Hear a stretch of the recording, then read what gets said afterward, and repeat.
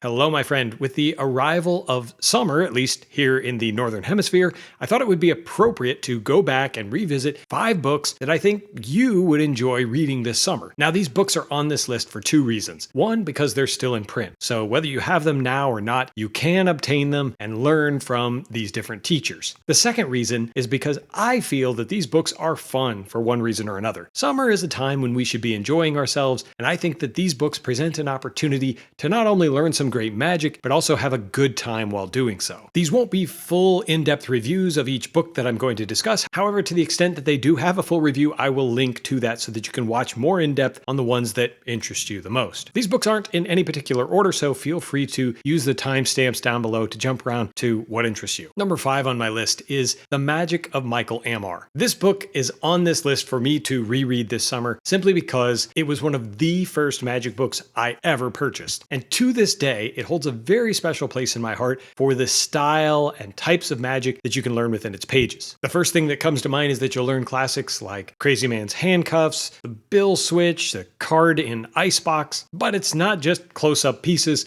There's a good mix between stand-up and close-up, and on top of that, you'll learn some of Michael's best tips for putting together a magic act, for rehearsal, for organizing your shows, negotiating for higher fees, and even his philosophical essays on the art of magic. Some of those I still think of to this day when I'm performing close-up magic. As I mentioned before, I have done a full review of this book, so if it's something that interests you, you can participate in the full discussion by watching this video up here. It's one of the best-selling magic books of all time, and if you don't have it on your shelf, I highly recommend that you do, so make this the summer that you revisit The Magic of Michael Ammar. At number 4, I'm going to recommend a series. You pick whichever book out of the series that you think interests you the most. The series is Lorraine, the Classic Collection, and I can't really think of a better primer for impromptu card magic. In fact, Harry Lorraine's name is almost synonymous with this style of magic. I'm a little bit biased toward the first book, which includes close-up card magic, his landmark treatise on, well, the subject of the book. These are practical, impromptu card miracles that you can do from pretty much any shuffled deck in use. And that first volume, Volume 1, contains a ton of killer material on top of sharing some basic sleights that will serve you in good stead. If you find yourself in situations where there's a deck of cards being passed around, maybe an older one, potentially even some missing cards, you could do a lot worse than studying Harry Lorraine texts to discover entertaining tricks that you could be doing for your friends. And when it comes to summer reading, Harry just has that voice that he inserts as an author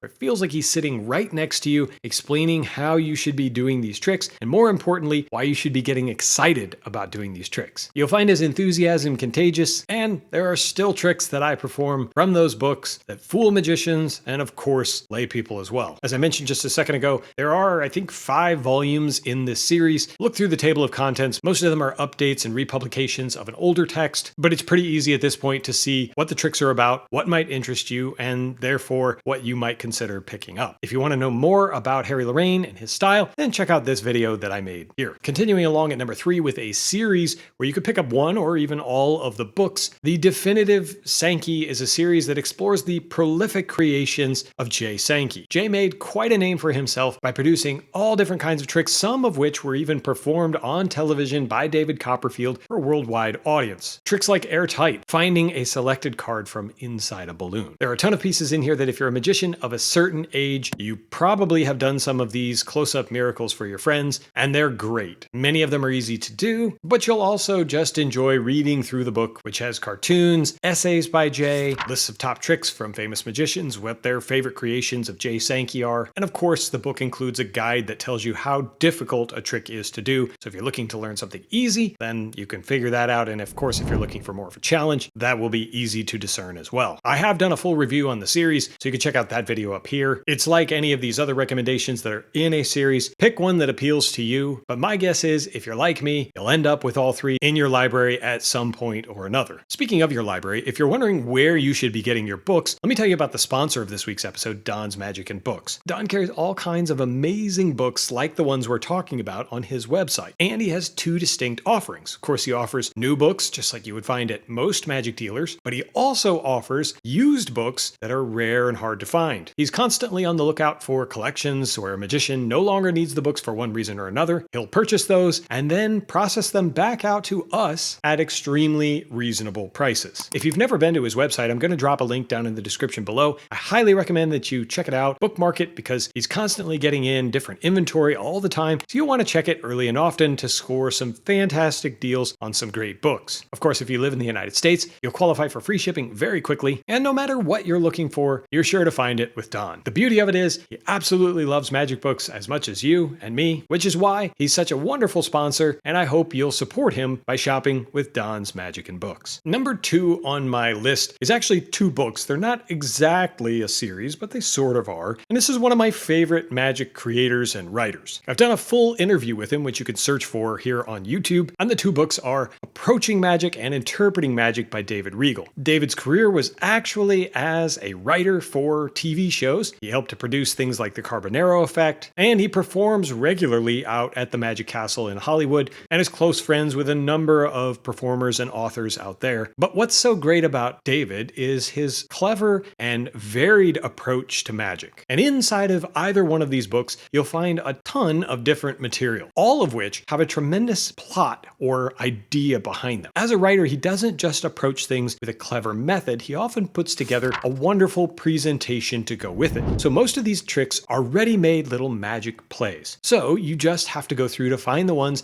that fit your personality and fit the style of magic that you want to do, which isn't difficult because they all have everything from close-up and cards, mentalism, stand-up and stage pieces, even items that include liquids, stuffed mice, cups and balls, make your own chop cups, and even predictions inside a glass bottle. This is really clever stuff, a lot of fun to read, even more fun to perform, and most of it isn't very difficult. These are 2 that I think most magicians will want on their shelves, and so many of my friends, and myself included, have performed some of David's material. If you're curious about a full review of one of the volumes, I've discussed Approaching Magic up here, so you can find out a little more in detail what to expect. Summer is the perfect time to take on a few DIY projects, and David is very much a hands-on type of creator, so you'll be able to make your own props and thoroughly entertain and destroy the minds of anybody who has the opportunity to see what you made. Number 1 on this list, still King of the Hill, and one of the most fun set of books you can possibly read in magic is the Art of Astonishment series by Paul Harris and Friends. These books are an accumulation of a lot of previous Paul Harris books, but there were also some new tricks and additions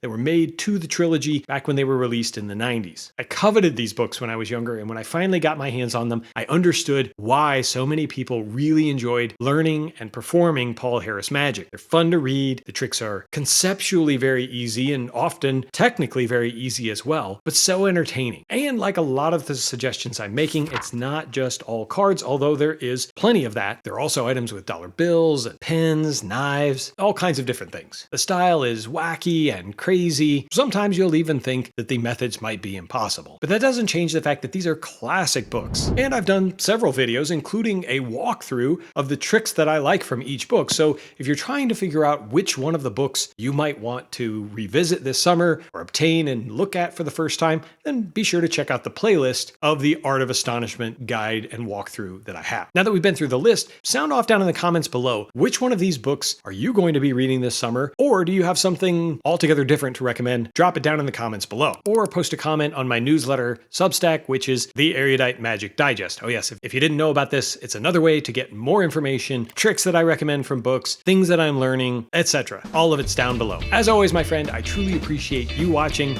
and until next time, have a great summer. Keep reading.